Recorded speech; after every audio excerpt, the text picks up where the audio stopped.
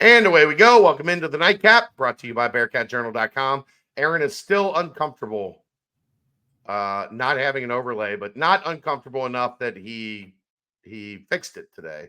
So you're not that uncomfortable. If you were that uncomfortable, you would have found a way to get it fixed today, and you would have had an overlay for this show. Do you know how much fun it is right now with a newborn and an almost 2-year old who we're trying to actively potty train? It's not fun. Not fun at all. That's why I went that route. Yeah. Poking the bear a little bit. Yeah. Well, Poking the not bear a little not bit. not having fun over here. Taylor, if you're watching, Aaron needs a new overlay, a generic overlay without a sponsor. If you're looking to sponsor, if you're looking to advertise, if you own a business, if you want to make Aaron's OCD a little more manageable, hit me up. I did have there's somebody contacted me via DMs today. I'm going to get back to them tomorrow. So this is a spot during this show that's gonna be taken fast. So if you do have any intention of looking into this opportunity and sponsoring the Nightcap, hit me up either Twitter DMs or on Bearcat Journal, brendel.chat@gmail.com. If you want to hit me up an email, whatever the case may be, we are looking for a title sponsor for this show to alleviate Aaron's OCD. And if you don't get this show, we'll also have the after game unload session.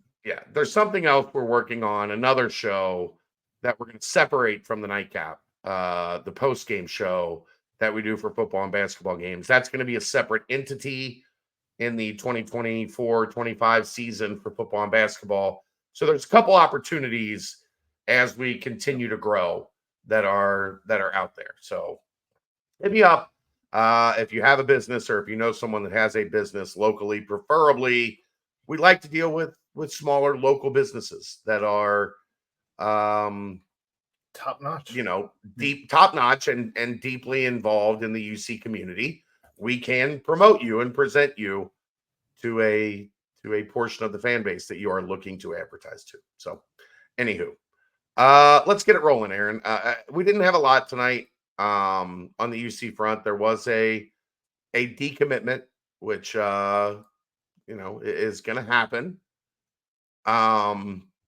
As Eric Gale decommitted from Cincinnati and flipped his commitment to Illinois. Dave and I covered this a bunch on the BCJ podcast. The best I can say is I wish the kid well. If he thinks that Illinois is a better opportunity, I wish him well. Bert Bielema is a good coach. I think they are going to struggle mightily to win in the Big Ten in the new format, but that is neither here nor there. Good luck to Eric, and I hope things work out for him. Every kid is going to have their own list of things that are important to them, and Cincinnati wasn't at the top of that list. That's the way it goes.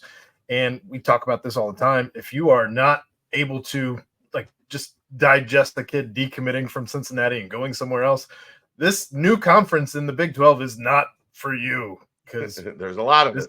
This is going to happen. It's going to happen frequently, more frequently than any of us like, but it's just the way things are at this point. So until you get the signing day and those kids have their name in ink on that paper, right, it's free game. I did want to touch on something tonight that people yell at me because it's not specifically UC related, but it is very college sports related, and it is something that topical UC fans have gone through a couple times in a couple different sports, and I just thought it was something that there's a way to do what was done yesterday from Jim Schlossengale, who was the head coach at Texas A&M in baseball.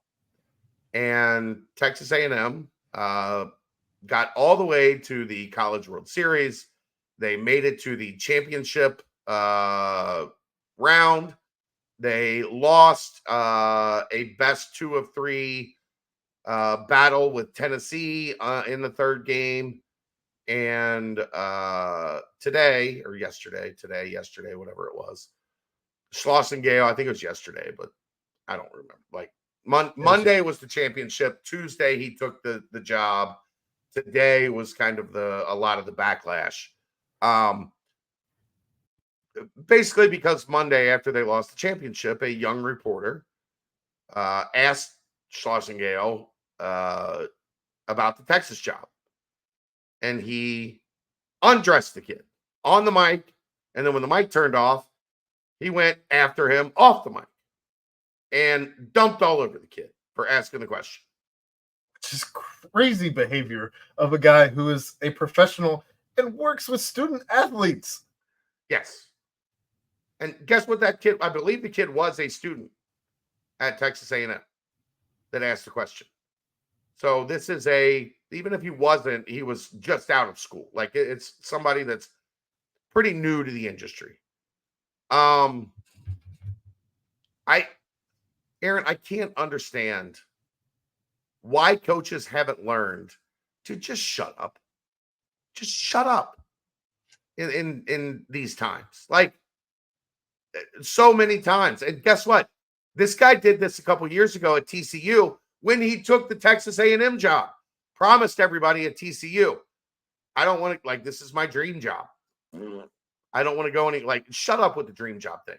If you mention the phrase dream job, unless it's like Walt Stewart becoming the head coach at Cincinnati, and even then, I would lay off of it because anything can happen. We've seen that in sports over the years. Money talks. Just shut up. Don't coaches know that this is it always backfires? It never turns out well.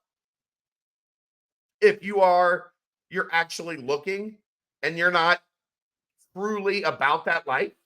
If you don't intend to stay or you're interested in listening to what somebody else has to say, shut up. Yeah, it'd be like if Keegan had asked Luke Fickell about rumors in a job. Yeah.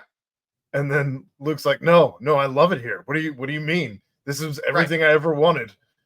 Not going anywhere. And then bounced for Wisconsin, where his wife had already been looking for real estate. You're going to have to take me out of this place in a pine box, as a senator from Alabama once said about a job that he left shortly thereafter. I do want to clarify, though, that I don't believe that Luke Fickell has the same characteristics of one Schlossengale. I don't think he would have gone after anybody after a presser. Maybe me. Well, that's not the same.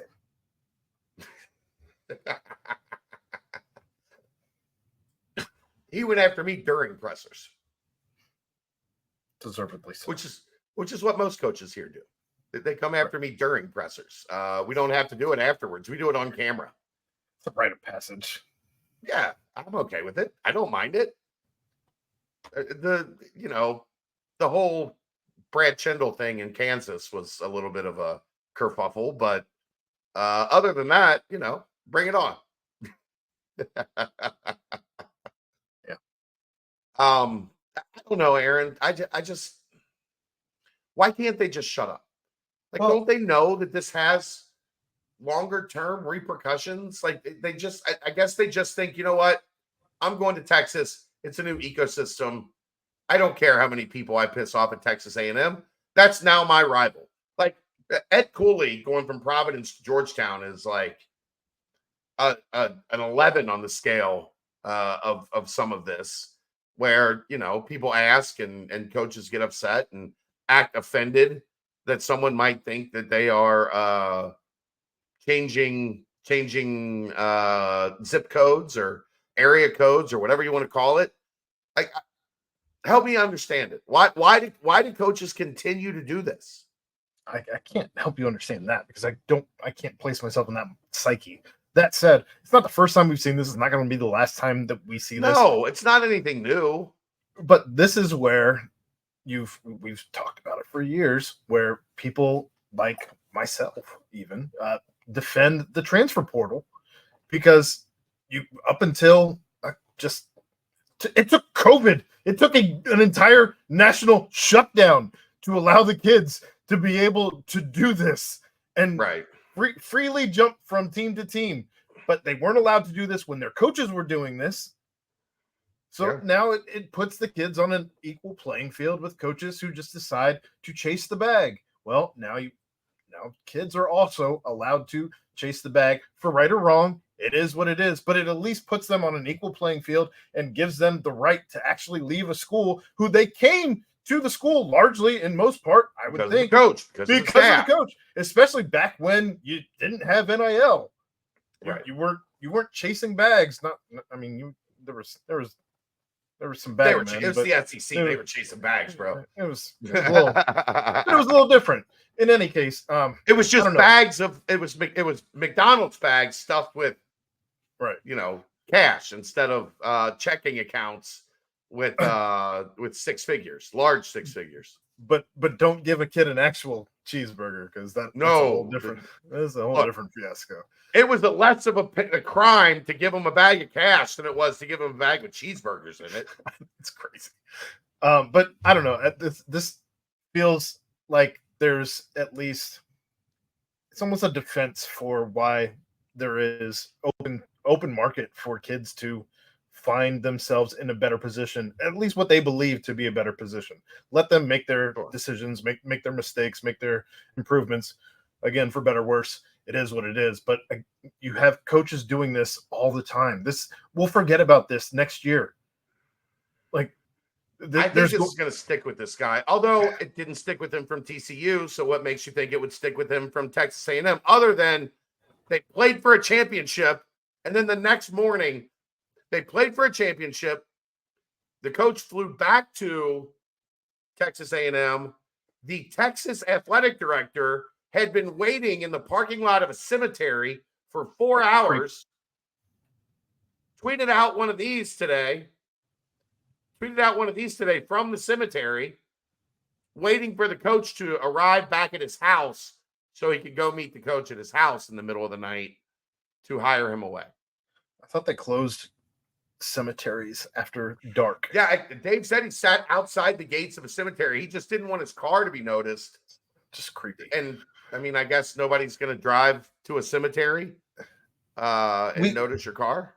By June of next year, June of 2025, you will have had a full football season and coaching cycle. You will have had a full basketball season and coaching cycle, and baseball and coaching cycle. And I believe between those three sports, you'll probably have one or two stories just like this that happen again in one of those sports, which is what I'm saying when I say that next year we'll forget about it, because there will be. The only thing that's different is that he pulled the reporter aside off camera when the press conference was over, and that's gross for sure, and berated him off camera for asking the question, and then the next morning takes the job that the kid was asking him about. You're an asshole, sir. You're an asshole. People act wild, and when everybody has a camera now, I'm sure these things happened before everybody had cameras, but now that everybody has cameras, you have to conduct yourself as a professional at all times. When you are in the public, you have to conduct yourself as a professional at all times. I don't think I've ever had a coach pull me aside after a press conference and lay into me. I've had a couple of them apologize for maybe getting too into the moment after a loss, or emotions are high, and I asked a question that it's a good question, but the coach probably didn't want to be asked or whatever. They get a little upset, and then afterwards I either pull me aside or I get a text like, "Hey, my bad, man." That's happened before. I've never had anyone double down and come after me after the press conference, because guess what I would have done? We'll talk about it. Let's talk about it. Didn't change anything for the Texas Longhorns and their infatuation with one Schlossen Gale. And hey, they just got a coach that played for a national championship. Sure, they're thrilled. winning fixes everything. Until a better job comes up 3 or 4 years from now, and he tells everybody that that he's at his dream job and he has no interest in another job. And then the next morning, everybody wakes up and off he goes. He left his family for this job at Texas A&M, Chad. Do you think his family's going with him to this one? Is it his family or is it his family? Well, because I know a guy. That's another one who also found his dream job. I know a guy with a thick Nolans accent right now that had a very similar act at one of his previous stops. Anyhow, there's my overlay. There you go. There's the overlay. We'll see you tomorrow night. We got a lot to talk about tomorrow night, Aaron. Right. The Big 12 basketball grid is going to be released. I don't know that they have dates on it yet. I don't want to guarantee they have dates, but what they will release is who do you play at home, who do you play on the road, who do you play both. So we'll have that to talk about tomorrow night. And then at some point in time over the next couple of days, either tomorrow night or Friday or in the near future, there's a NCAA football update that's coming that Aaron wants to chat about. So it's the deep dive video. The deep dive. So we'll get to that as well. We will see it soon. That's the nightcap. The nightcap. Brought to you by BearcatJournal.com. I'm still working on this. We'll see you tomorrow. See ya.